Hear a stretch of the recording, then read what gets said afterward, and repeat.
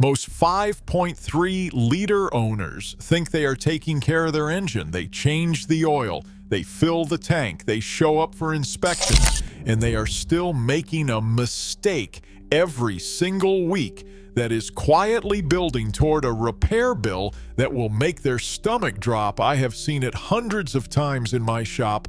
Good owners, careful owners, are destroying their engines in slow motion without ever knowing it. Today, I am going to show you exactly what it is and exactly how to stop it. Let me set the stage with a customer who came in about 8 months ago. He was a guy in his mid-40s, a hardworking contractor. He drove in with a 2018 Silverado with the 5.3-liter engine and 96,000 miles on it. It ran fine, no warning lights, no obvious symptoms. He was just in for an oil change and wanted me to do a general checkup because he was planning to use the truck for a long-haul job up north. I put it on the lift, pulled the drain plug, and watched what came out. The oil was black, not dark amber, not dark brown, black and thick. The kind of oil that had been cooking inside an engine for way too long.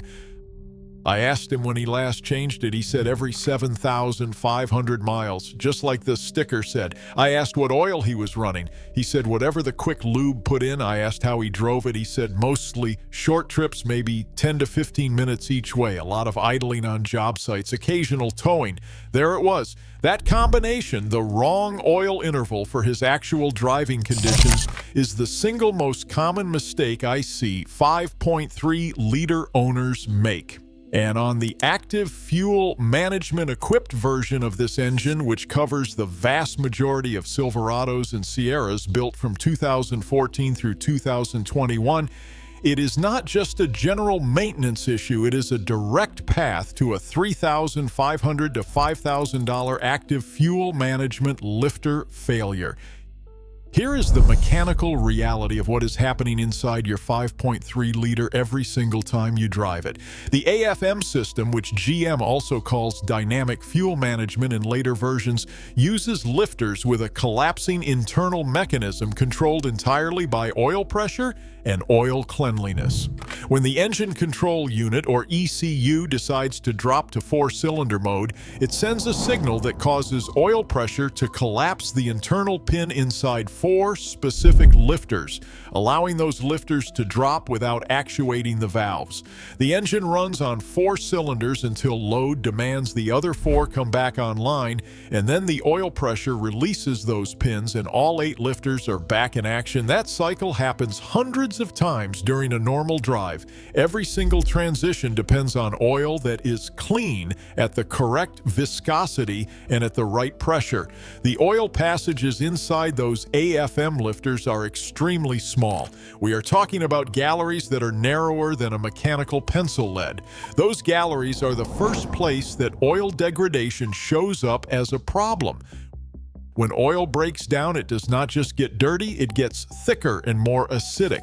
Combustion byproducts contaminate it. Moisture gets in, especially on short trips where the engine never reaches full operating temperature long enough to boil off that moisture.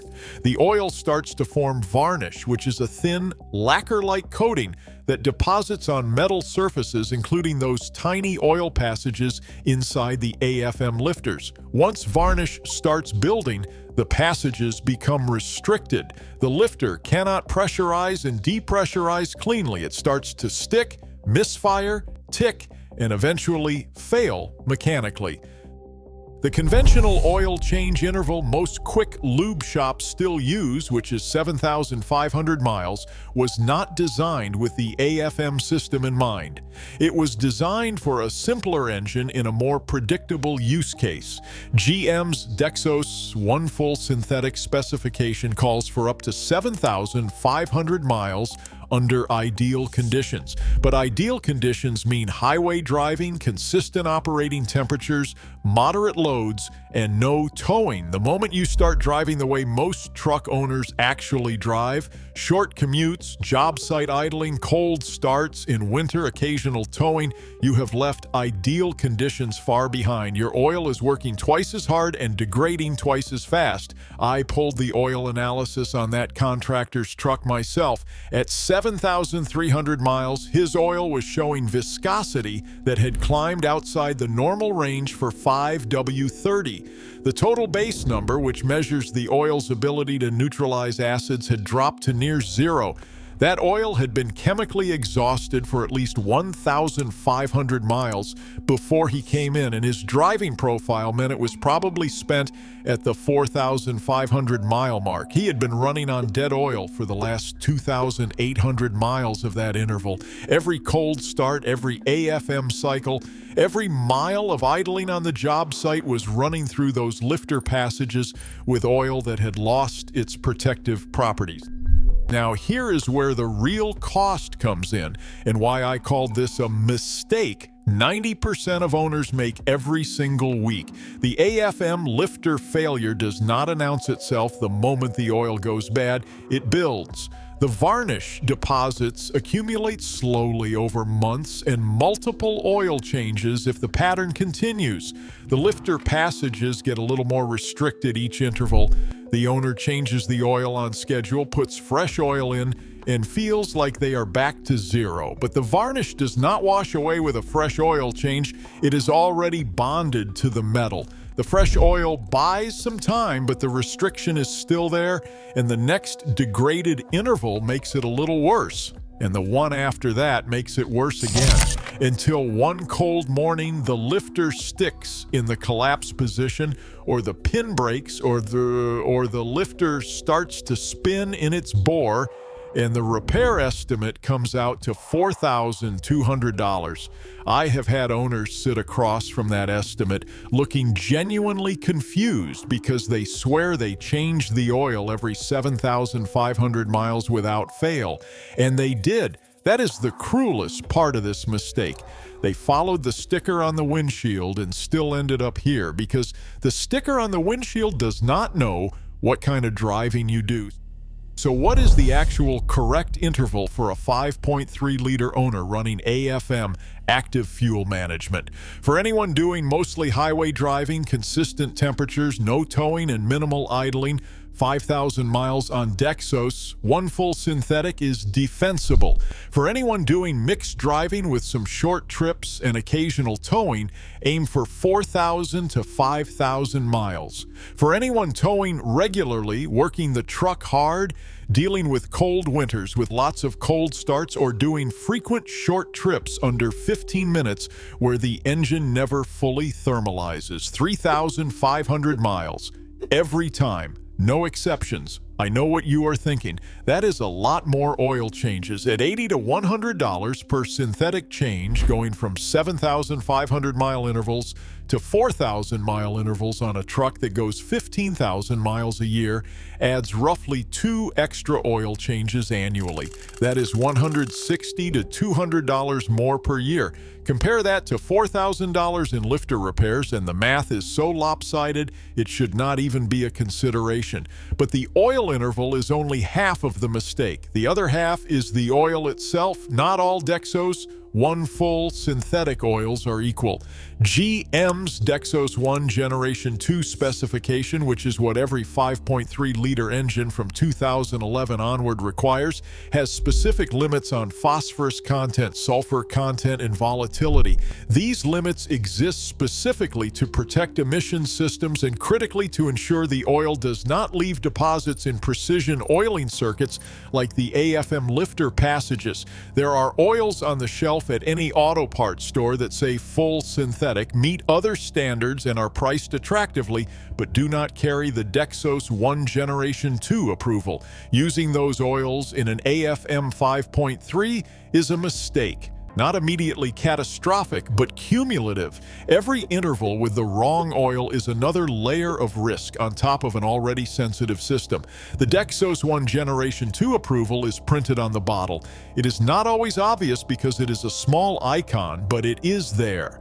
Brands that consistently carry the approval include Mobil 1, Ace Delco, Pennzoil Platinum, and Castrol Edge in their GM spec formulations. If the bottle does not say Dexos 1 Generation 2 approved, put it back on the shelf and get one that does. Now, let me tell you what happened with that contractor. I changed his oil with fresh Dexos 1 Generation 2 full synthetic oil, added a single application of a GM-approved engine flush to help mobilize varnish deposits before the drain, and put him on a 4,000-mile interval going forward given his driving pattern. 3 months later, he came back no tick, no misfire codes. Oil looked exactly like it should at 3,800 miles. His AFM system was cycling cleanly. We dodged it. But I have had other customers who came in 6 months later than he did with the same profile and the same driving habits, and the damage was already done. The difference between his outcome and theirs was not luck. It was timing. He caught it before the varnish had restricted enough lifters to cause mechanical damage. The others waited until they heard the tick. Here is what I want you to take away from this. The 5.3 is not a fragile engine. It is not a bad engine. I have customers with these trucks at 200,000 and 250,000 miles running perfectly. But those trucks all have one thing in common. Their owners treated oil changes as non-negotiable, and they used the right oil at the right interval for their actual driving conditions, not the conditions the windshield sticker assumes.